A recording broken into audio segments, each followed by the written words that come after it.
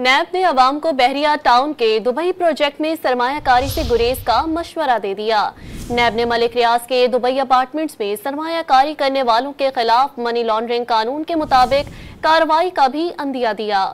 واضح کیا کہ بحریہ ٹاؤن کے مالک کے خلاف دھوکہ دہی اور فراڈ کے کئی مقدمات زیر تفتیش ہیں۔